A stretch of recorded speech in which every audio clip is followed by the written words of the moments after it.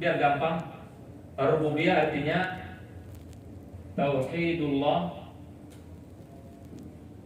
bi af'alih. Tauhidullah bi af'alihi. Kalau al-uluhiyah tauhidullah bi af'alina. Beres sudah.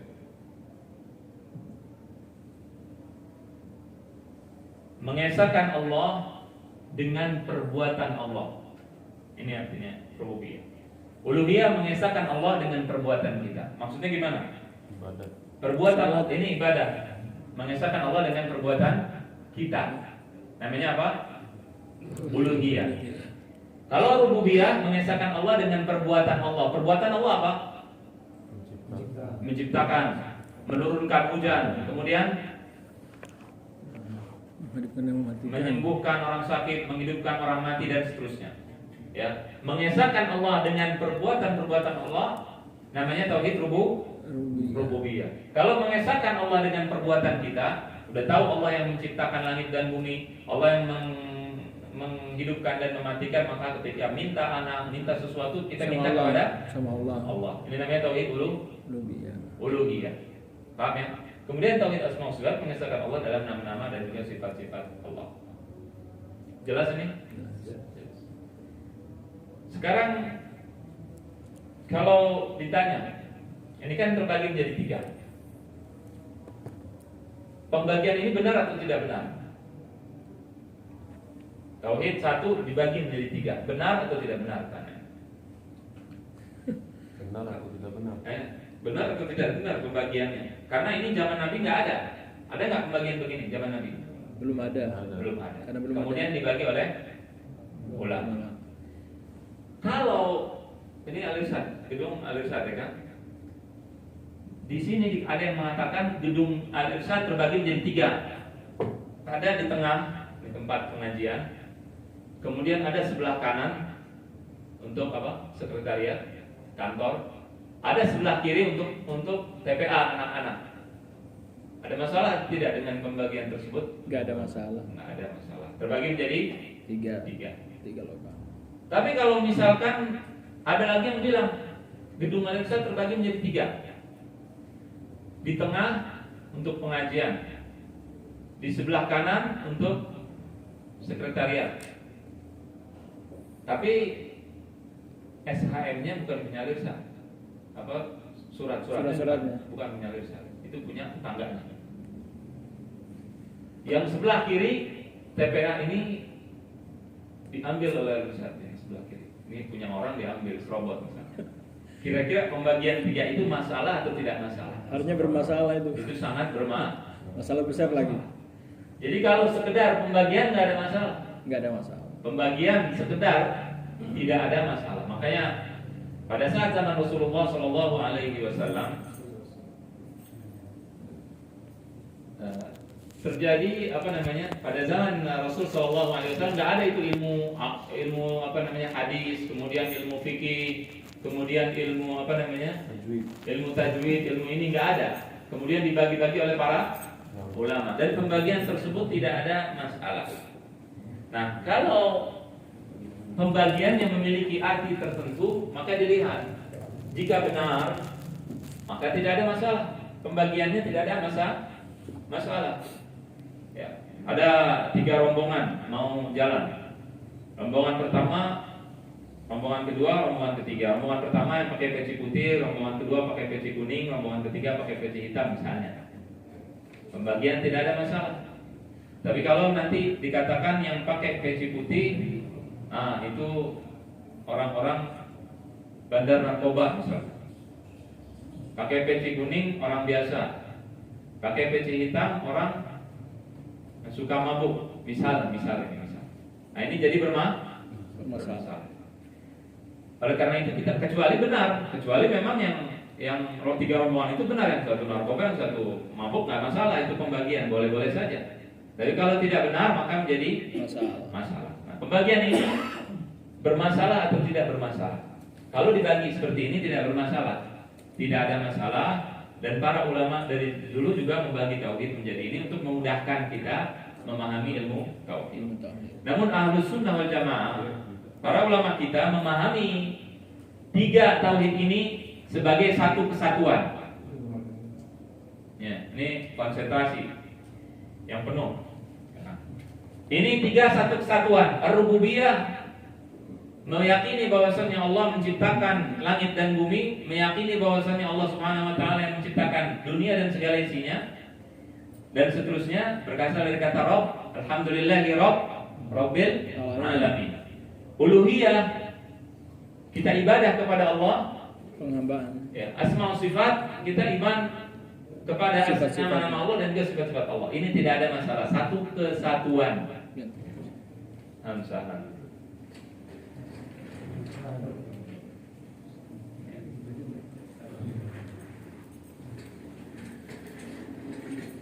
Jadi kalau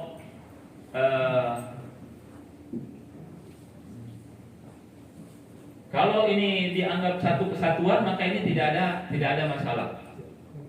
Artinya apa kalau satu kesatuan? Kalau orang yang beriman kepada Allah di rububiyah sudah pasti beriman di uluhiyah. Sudah pasti beriman di asma wa sifat. Jadi kalau di sini beriman sudah otomatis beriman tiga-tiganya. Ini tidak ada masalah. Atau kalau dia tidak beriman di uluhiyah, maka di rububiyah beriman atau tidak beriman? Beriman. Tidak beriman di uluhiyah, rububiyah beriman tidak? Tidak. Kalau sini tidak beriman, maka di sini tidak beriman, di sini juga tidak beriman. Ini yang benar begini. Pemahaman uluhiyah, rububiyah, asma sifat. Artinya dia satu kesatuan. Kalau orang sudah percaya bahwa Allah yang menciptakan langit dan bumi, menghidupkan, mematikan dan seterusnya, sudah otomatis dia akan beribadah hanya kepada Allah. Allah otomatis. Kemudian juga di sini dia akan tauhid kepada Allah. Tapi kalau tidak, maka dia tidak akan ibadah kepada Allah. Kalau ada masalah di sini, sudah otomatis masalah di sini. Ini yang benar. Cuma masalahnya sekarang banyak orang yang mereka punya pemahaman berbeda. Mereka mengatakan bahwa ar-rububiyah artinya iman, mengesahkan Allah dengan perbuatan Allah. Artinya perbuatan Allah apa? Menghidupkan, mematikan, ya, dan seterusnya, menciptakan langit dan bumi, menciptakan manusia. Ini adalah tauhidnya orang-orang musyrik.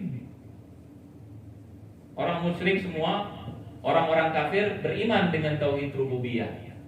Beriman dengan tauhid rububiyah. Masalah mereka di tauhid uluhiyah. Di sini masalahnya.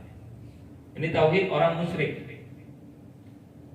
Ini kelihatan enggak jelas? Kelihatan ya? Musyrik. Musyrikin apa artinya? Orang musyrik.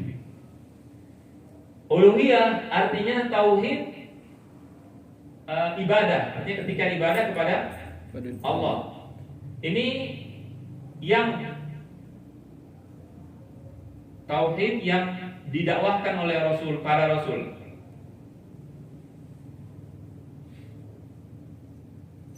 Oleh para rasul.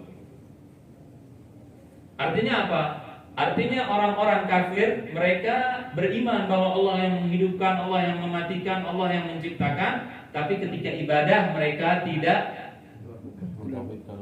mentauhidkan Allah. Jadi di sini nggak ada masalah. Tiba-tiba di sini masalah ibadah ya. Masalah. Paham nggak nih? Paham bedanya yang pertama dengan yang sekarang? Paham kan? Nah, pemahaman seperti ini benar atau tidak? Ini kan jadi pertanyaan tadi kan. Jadi kita sudah bilang kalau mau bagi-bagi seperti cuma sekedar pembagian biasa tidak ada masalah. Namun ketika pembagian tersebut sudah mengandung arti-arti tertentu, maka di sini dilihat benar atau tidak benar. Kalau benar berarti benar. Kalau tidak benar berarti pemahaman yang salah. Jelas?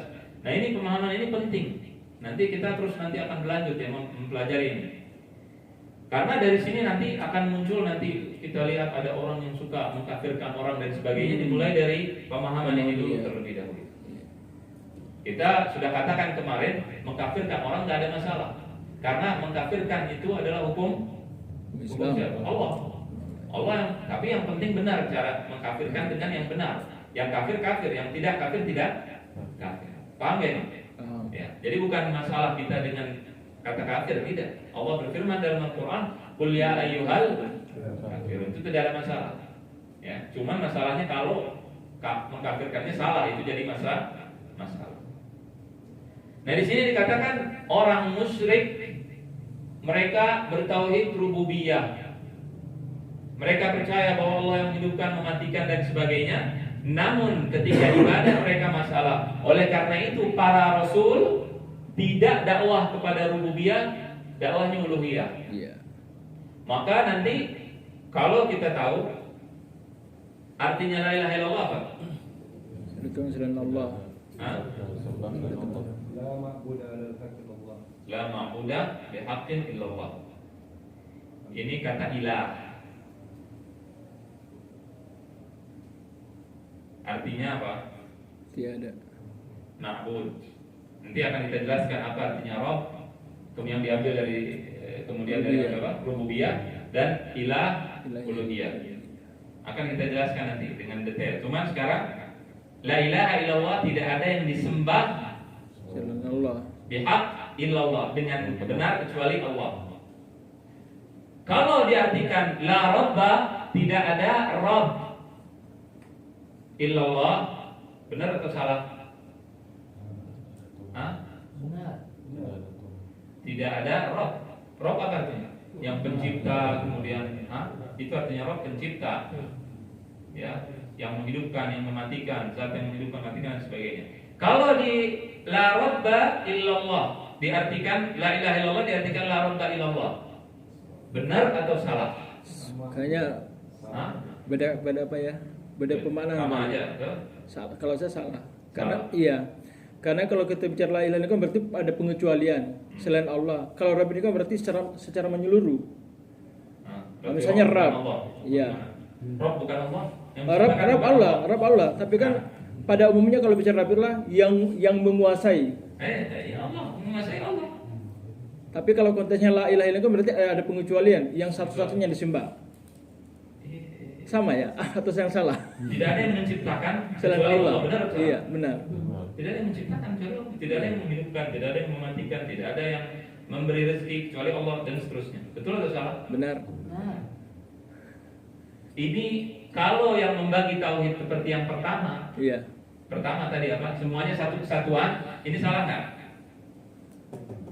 Tidak salah. Tidak salah. Karena satu kesatuan. Satu Robba kesatuan, ilah iya, sama. sama. Iya. Paham tidak?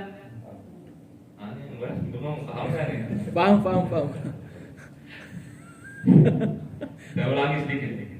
Tauhid terbagi menjadi tiga. Tiga, iya. Jelas? Ada yang membagi rububiyah, uluhiyah, asma wa sifat.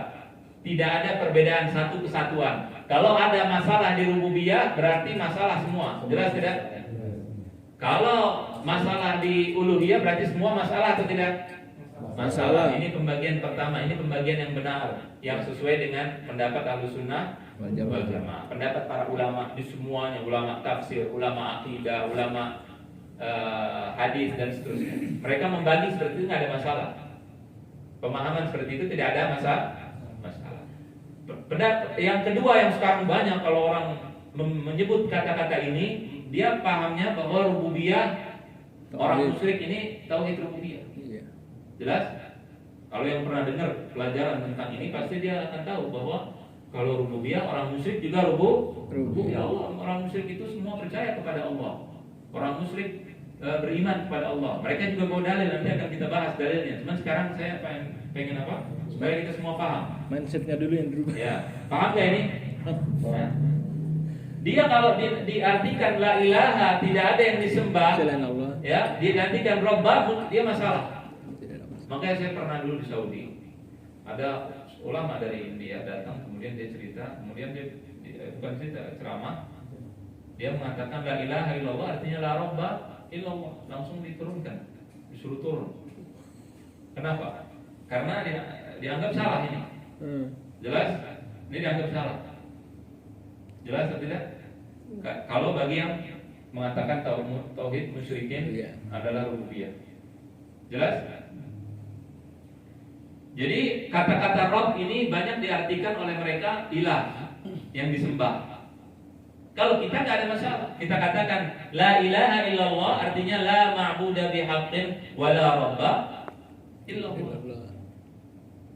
Tidak ada yang disembah dan juga tidak ada ya Rabb kecuali Allah. Ya.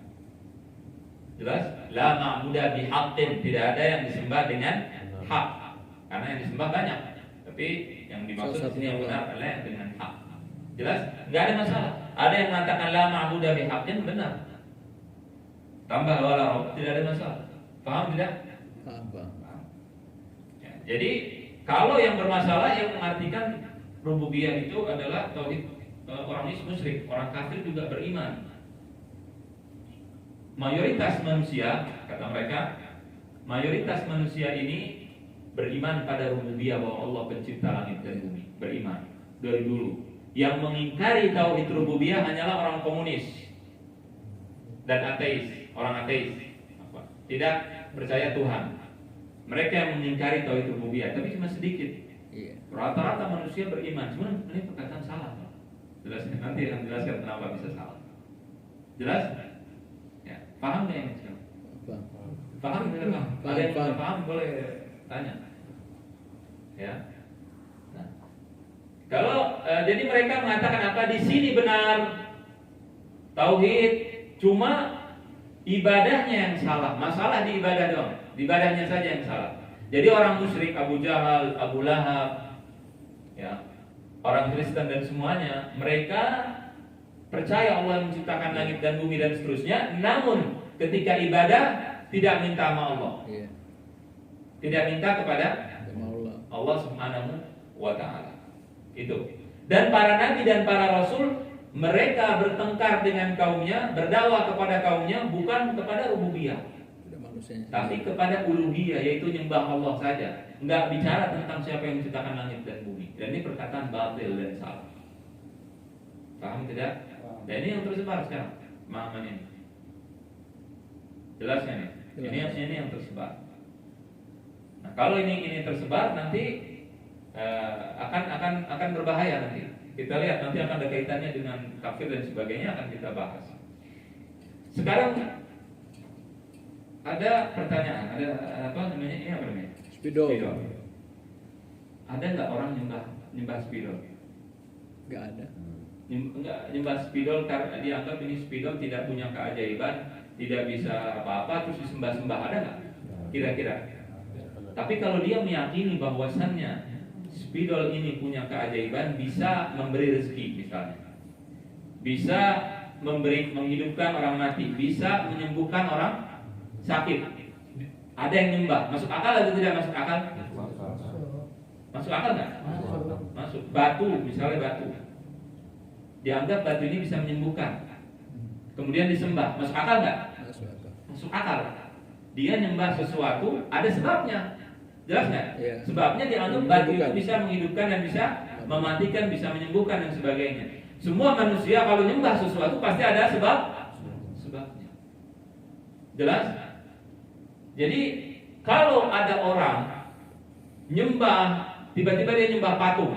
Ini ada patung ya, patung disembah. Sembah sama siapa? Z misalkan namanya. Nyembah patung. Si patung ini menurut Z ada kekuatan nggak? Ada nggak? Ada. Nah, kepercayaan, keyakinan bahwasannya di patung ini ada kekuatan, ada sesuatu, ini namanya rububiyah. Iya. Jelas atau tidak? Jelas. Maka kita mengatakan kalau sudah dia nyembah patung, rububiyah pasti rusak. Jelas nggak? Jelas. Paham nggak? Paham kan? Kalau orang nyembah patung, ini nyembah pasti ada sebabnya. Nggak mungkin tiba-tiba nyembah patung, nyembah kubur, nyembah pulpen, nyembah batu tanpa ada sebab. Tiba-tiba dia datang, kemudian pengen nyembah patung begitu.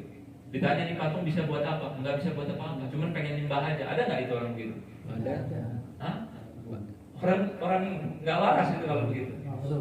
Patung tiba-tiba pengen disembah aja. Ditanya patung ini bisa buat apa? Tidak mungkin. Dia pasti memiliki keyakinan tertentu bahwa patung ini bisa, patung ini bisa membuat begini, bisa membuat begitu. Kalau dia sudah punya keyakinan, namanya apa? Rububiyah. Berarti masalah nggak di rububiyah? Masalah. Jadi otomatis kalau dia sudah nyembah patung, berarti ininya masalah tidak? Masalah. Masalah sudah di sini masalah, otomatis jadi nyembah salah. Otomatis di sini juga salah. Nama-nama Allah Maha mengetahui, Allah ini semuanya salah sudah. Ya. Jelasnya. Jadi otomatis salah. Semuanya salah. Nggak bisa, dia tidak ada masalah bahwa yang menciptakan Allah, kemudian yang memberikan rezeki Allah, kemudian menyembuhkan Allah, kemudian yang ini tiba-tiba nyembah patung. Nyambung nggak? Masuk logika nggak? Nggak masuk logika. Dan itu yang mereka katakan begitu. Jadi mereka mengatakan, orang-orang mengatakan bahwa orang musyrik tauhid rububiyah itu seperti itu. Mereka menganggap bahwasannya orang kafir menyembah patung, tapi mereka beriman kepada Allah, iman yang sempurna, rububiyah. Salah ya. Berarti saya tidak masuk. Masuk akal. Jelas tidak? Jelas? Paham nggak ini? Ini paham ya? Paham. Dalil-dalilnya mereka bawa dalil, ada dalilnya. Iya. Akan kita bahas juga sebentar di sini dibahas. Yang penting ini paham dulu nih. Iya. Jelas? Bisa dihapus? Ada yang mau catat atau bisa dihapus? Jadi la ilaha illallah itu kalau salah nyebut la robba itu bahaya buat orang yang membagi tauhid dengan seperti ini. Dia akan menganggap bahwa orang ini tidak paham tauhid. Nah, sekiranya apa? Masalahnya apa? Kenapa dijelaskan dulu begini? Karena para ulama ketika membahas di buku-buku mereka kitab-kitab tauhid bahasnya rububiyah. Siapa yang menciptakan langit? Ini dulu dibahas. Pembahasan tentang rububiyah yang dimaksud dengan ulama zaman dulu, ya 200 tahun yang lalu sebelumnya, dan yang mengikuti mereka. Jelas? Nah, kalau sekarang enggak, kitab tauhid yang sekarang ini dia akan membahas uluhiyah, ibadah. Menyembelih untuk selain Allah, kemudian sujud kepada selain Allah dan seterusnya. Masalah ibadah yang banyak dibahas. Kalau dengar tentang pengajian tauhid berarti akan dibahas tentang uluhiyah. Kalau dikubur pertanyaannya apa? Man Rabbuka. Rububiyah apa ya uluhiyah? Rububiyah. Man Rabbuk. Ya. Uluhiyah, rububiyah. Ini diartikan oleh mereka rububiyah ini nabi sama orang musyrik sama, nggak ada masalah, tidak berbeda. Berarti yang tersisa apa? Uluhiyah. Karena Rob ini mengandung arti uluhiyah juga. Berarti di sini man ilahuka, siapa yang kamu sembah. Begitu terus. Kalau ada Rob langsung diartikan yang menyembah siapa? Pokoknya. Jelas atau tidak? Ini bagi mereka, tapi bagi kita tidak. Pembagian seperti itu tidak benar. Yang benar adalah semua sama. Rububiyah, uluhiyah, asma wa sifat. Dan ini adalah persoalan penting. Dari sini nanti akan muncul bermacam-macam masalah. Macam-macam pendapat. Ada yang mau ditanya? Silahkan kalau maksudnya ada yang belum paham. Kalau ada yang belum dipahami akan dijelaskan lagi. Saya mungkin sedikit Ustaz tentang masalah. Enggak, kalau pertanyaan nanti setelah ini. Oh iya. Penjelasan barusan. Ntar di sini ada tanya jawab, cuma sekarang yang belum paham. Yang penting ini paham tidak? Penjelasannya paham, jelas. Jelas. Kalau ada yang belum jelas bisa dijelaskan ulang. Tanya nanti ya soal pelajaran. Kemudian jadi yang pertama rububiyah ini tauhid yang pertama yang disebut dengan rububiyah ini tidak bisa seseorang disebut bertauhid rububiyah kalau dia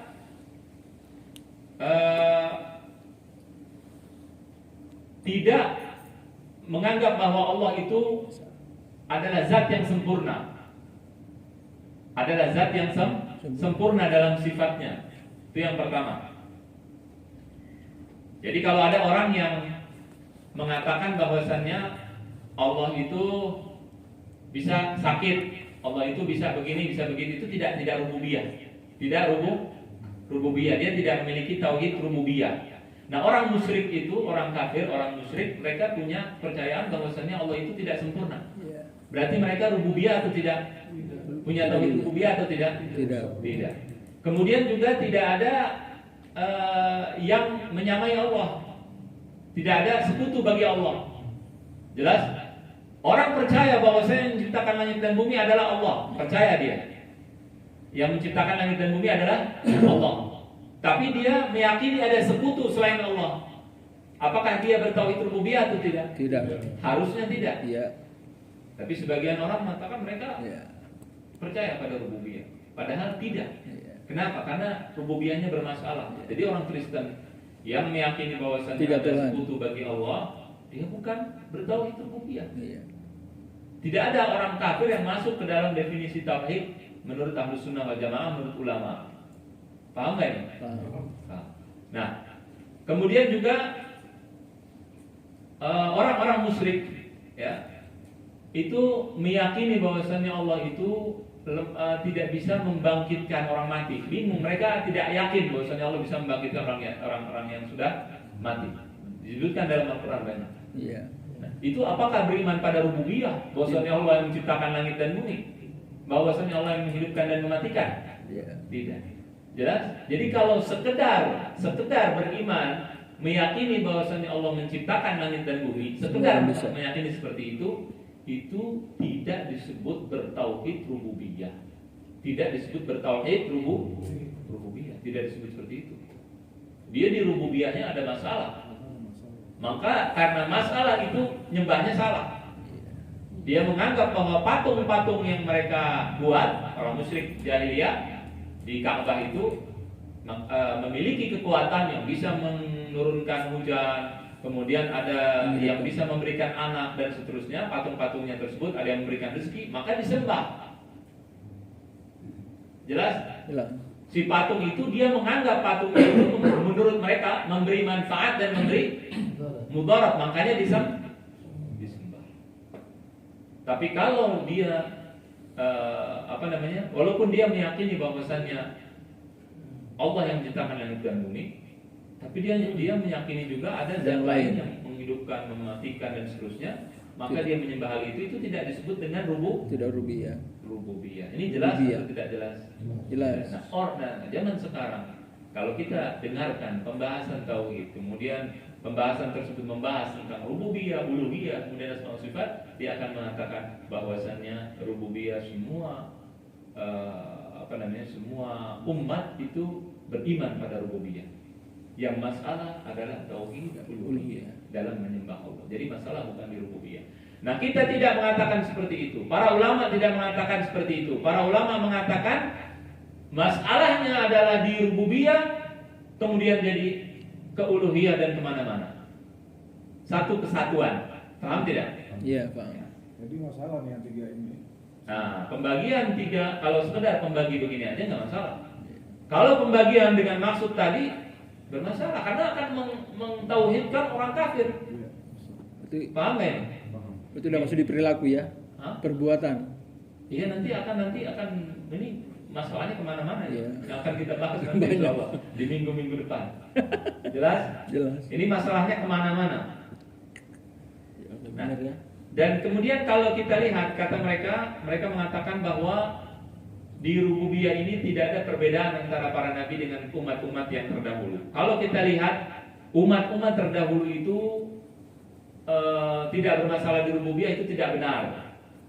Kalau kita lihat orang Mesir kuno itu nyembahnya apa? Lihat, baca sejarahnya, silakan buka. Mereka nyembah apa? Matahari. Orang Mesir kuno biasanya Zeus, nyembah, Zeus. banyaknya nyembah binatang-binatang. Ya. Karena apa? Karena menganggap bahwa di binatang-binatang tersebut apa? Ada macam-macam. Ada punya keyakinan macam-macam. Apa namanya? Rububiyah. Rububiyah. Masalah nggak? Masalah. Masa Nabi tidak diutus oleh Allah untuk membenarkan hal tersebut? Jelas? Kemudian juga kalau kita lihat lagi orang-orang India, apa keyakinan mereka? Ular. Macam-macam. Dewa Brahma, dewa ini, dewa itu. Apakah mereka punya keyakinan di dewa-dewa tersebut atau tidak? Punya keyakinan. Rubiahnya yang salah. Iya, berarti masalah di mana? Rubiah. Rububiyah. Jelas? Jelas. Kemudian orang Yunani apa? Dewa apa? Dewa Zeus. Zeus, Kemudian dewa apa lagi? Dewa Matahari. Dewa matahari dan seterusnya. Punya keyakinan tidak? Punya Berarti masalah di Rubiah. rububiyah. Kemudian orang Cina. Orang Cina ada agamanya Konghucu ya, hitam putih. Orang Buddha itu mungkin ratusan juta, 600 juta lebih mungkin. Iya. Yang beragama Buddha. Ada yang beragama apa? Konghucu, ada yang beragama teoisme dan seterusnya. Itu punya keyakinan apa? Rubiah. Di Buddhanya itu punya keyakinan macam-macam enggak mereka? Punya. Punya. Rububiyah tidak masalah. Iya. Lihat udah orang Cina berapa miliar tuh? Banyak. Banyak.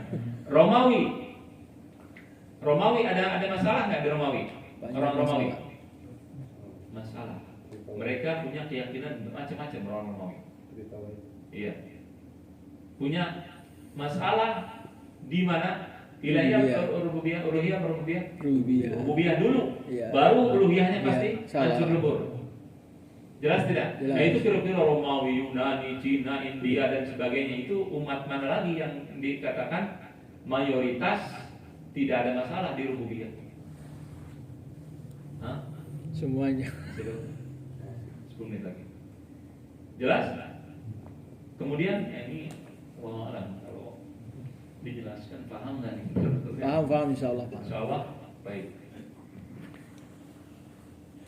Ada namanya rukun. Pernah dengar nggak? Ada rukun. Rukun Islam, rukun iman. Ada namanya syarat. Salah ya. Ini pelajaran apa nih? Fikih Islam. Rukun apa artinya? Syarat ya. Tata cara atau syarat? Nah, kan ada syarat, ada rukun. Nah, biar gampang, diringkas. Dasar ya. Di dalam Dasar. terputus. Di dalam terputus. Dakhilun munqati', di dalam terputus. Kalau ini di luar muttasil. Masyaallah. Di luar bersambung. Salat contohnya. Syarat salat apa? Di antara syarat sah salat apa? Wudu. Bersuci. Bersuci kan? Suci dari hadas kecil. Kemudian apa? Masuk waktu asar. Kemudian menghadap kiblat. Contoh menghadap kiblat dan salat. Ini apa syarat ya? Syarat. Syarat. Menghadap kiblat. Menghadap kiblat itu salat bukan? Definisi salat ada kiblat nggak? Menghadap kiblat ya? Enggak definisi sholat. Tidak. Definisi sholat artinya adalah perbuatan aqwalun wa af'alun muftatahatun bitakbir muftatamatun bitaslimi ghaliban. Itu perbuatan dan perkataan yang dimulai dengan takbir dan diakhiri dengan salam. Mulai Allahu Akbar namanya sholat. Jelas? Berarti menghadap kiblat di luar sholat bukan? Di luar sholat. Menutup aurat di luar sholat bukan? Di luar. Di luar sholat. Kemudian apa lagi? Kemudian berwudu, suci dari hadas besar dan kecil. Di luar sholat bukan? Di luar salat. Di luar sholat. Iya. Wudu bukan lagi sholat. Allahu Akbar Iya. sambil wudu. Dulu. Enggak ada. Ya kan?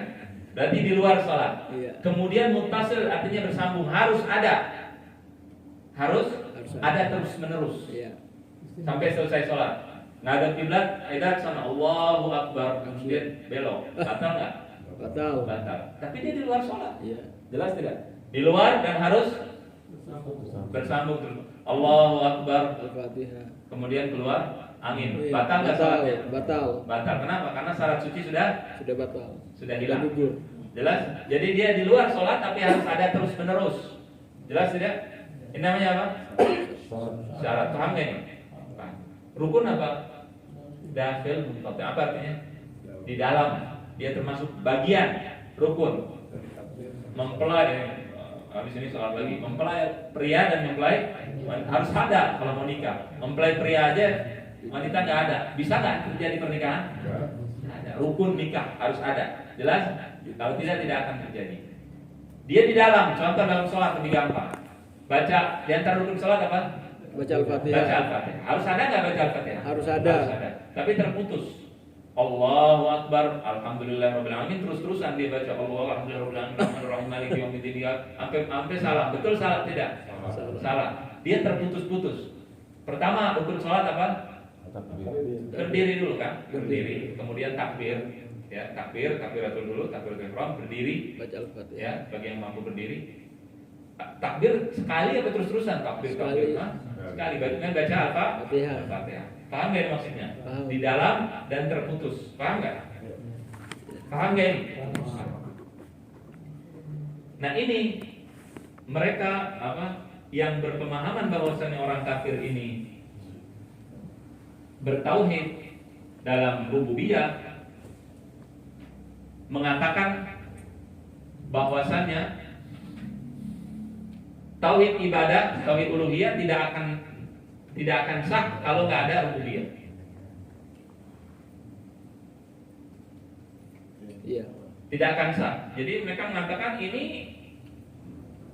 harus ada ini. Iya. Ininya harus benar, kata mereka begitu, harus benar.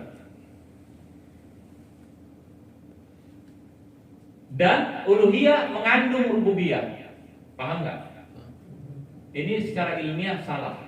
Karena mereka menjadikan rububiyah sebagai syarat dan juga sebagai rukun dalam satu waktu. Jadi wudu, contoh yang tadi gampang. Wudu ini dia sholat juga, tapi bukan sholat juga. Paham nggak? Ya. Jadi ini dianggap rububiyah, uluhiyah ini syarat sahnya. Syarat, ini syarat. Harus ada. Tapi kalau ada rububiyah saja, belum berarti dia sudah uluhiyah. Jelas nggak? Ya. Cuman uluhiyah ini termasuk rububiyah, termasuk. Jadi dia rukun, masuk ke dalam makna tauhid. Rububiyah dianggap masuk ke dalam tauhid, tapi juga dia dianggap bagian sahnya. Jadi di luar, seolah-olah dia di luar tauhid. Ini secara ilmiah, ini pembahasan secara ilmiah. Rukun dan syarat. Jadi dianggap dia rukun juga, dianggap dia syarat juga. Paham nggak? Paham kurang paham? Masih ngambang ya. Ya mencoba Kurang lebih. Ya. Belum Sudah ada gambaran. Tapi yang ini tadi paham nggak? Yang ini belum. Paham. Ini paham. Ya. Jadi begini. Tauhid uluhiyah, sebagian mengatakan rububiyah ini, mereka mengatakan kalau orang bertauhid rububiyah sah tidak tauhidnya? Sah tauhidnya. Enggak. Yang salah tadi pemahaman. Kalau orang musyrik Abu Jahal. Oh, musyrik. Abu Jahal beriman rububiyah. Iya. Tauhidnya disebutnya. Dia punya tauhid tidak? Dia punya tauhid. rububiyah. Karena rububiyah. Rububiyah, tapi belum tentu esa. tidak mengisahkan Allah. Berarti salah tidak? Salah. Salah. Artinya tauhid rububiyah tidak menyelamatkan dia nanti di akhirat. Jelas tidak? Iya. Tidak. Ini Abu Jahal ya. Contohnya Abu Jahal. Cocok. Ya, jadi dia beriman dengan rububiyah, maka tidak akan menyelamatkannya nanti di hari kiamat. Iya. Kenapa? Karena dia harus punya ada namanya tauhid uluhiyah. Ada namanya tauhid uluhiyah. Ini yang pertama. Ini yang difokuskan di sini. Jelas? Si uluhiyah ini dikatakan oleh mereka, orang kalau beriman pada uluhiyah itu juga harus di sininya juga harus benar. Sebagian mengatakan seperti itu. Paham nggak? Ya. Harus. Nah, kalau ini tidak sah, kalau tidak ada ini. Kayak wudhu tidak sah kalau tidak ada sholat tidak sah kalau tidak ada wudhu. Ini sama. Uluhiyah tidak sah kalau tidak ada rububiyah. Paham nggak? Berarti ini namanya apa? Syarat. Namanya syarat. Di luar dia. Harus dia di luar berarti namanya. Tidak termasuk bagian tauhid. Dia cuma apa? Syarat. Syarat tauhid apa? Syaratnya tauhid uluhiyah apa? Harus punya rububiyah. Paham nggak ya? Di situ di masalah syarat. Mereka mengatakan syarat. Jelas tidak? Namun mereka juga mengatakan ini tanakut, apa sih kontradiksi. Mereka juga mengatakan bahwasannya uluhiyah ini mengandung rububiyah. Mengandung rububiyah. Paham tidak? Jadi ini termasuk di dalamnya. Rukun ya. Rukun. Jelas tidak? Nah, ini kalau ini nggak paham ini apa-apa, ini nggak terlalu penting amat. Insya Allah Pak. Ya, ini istilah artinya secara ilmiah juga pembagian yang salah. Menjadikan rububiyah sebagai syarat uluhiyah, kemudian menganggap bahwa rububiyah termasuk bagian dari uluhiyah juga. Kontradiksi. Jadi ada apa namanya? Kontradiksi. Ada kontradiksi. Gitu. Paham nggak ya? Paham.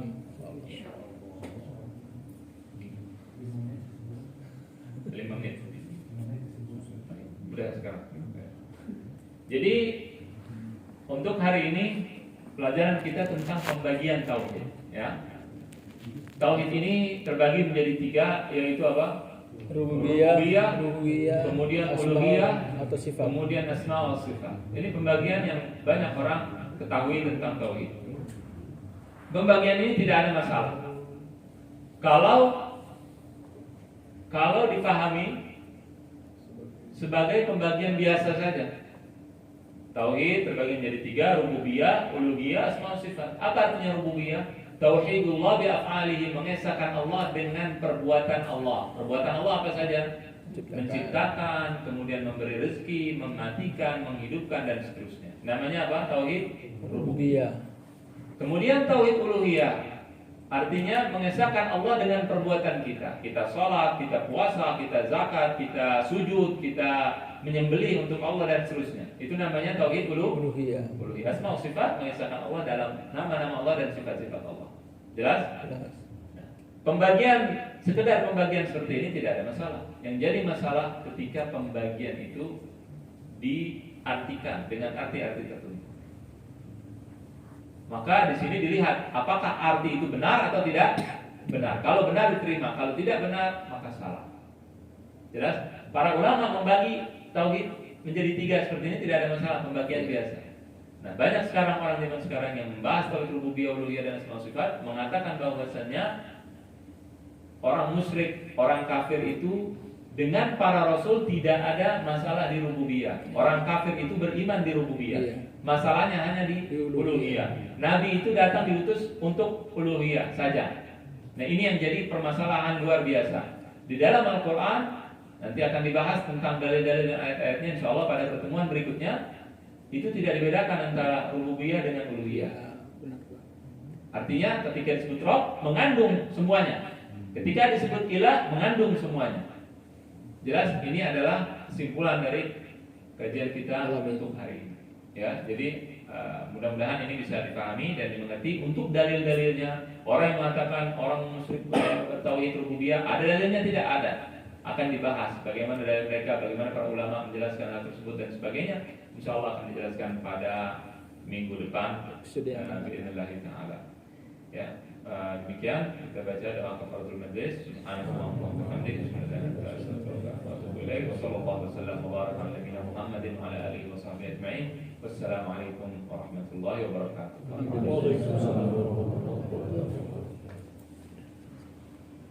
Silakan kalau ada pertanyaan. Oke, coba. Sejak kapan Ustaz mulai pembagian yang 3 bermasalah tersebut? Sejak zaman siapa sudah? Ya, pembagian ini mulai bermasalah pada zaman Syekh Muhammad bin Abdul Wahab. Ya.